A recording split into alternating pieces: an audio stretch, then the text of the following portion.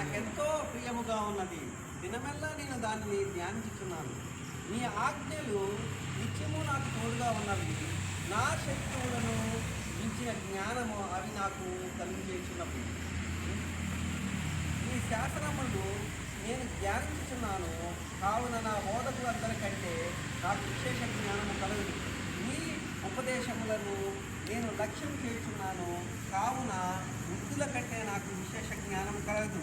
నేను నీ వాక్యములను అనుసరించినట్లు దుష్ట మార్గములన్నిటిలో నుండి నా పాదములు తొలగించుకొనుచున్నాను. దేవుడు చెప్తున్న మాట, దేవుని వాక్యము చెప్తున్న మాట ఏంటి అంటే, ఆ రోజు ఉన్నటువంటి ఎజ్రా రాసిన కీర్తన ఇది. దేవుని వాక్యం ఏదైనా సరే అది దైవ ప్రేరతము, మనిషిని ఈచ్చ నుంచి పుట్టింది కాదు.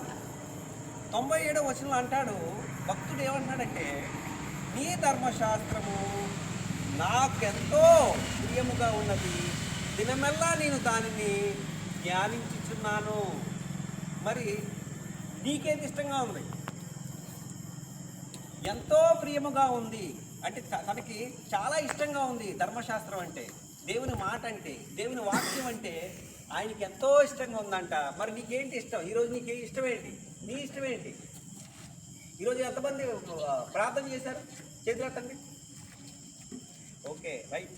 ఎంతమంది బైబిల్ చదివారు?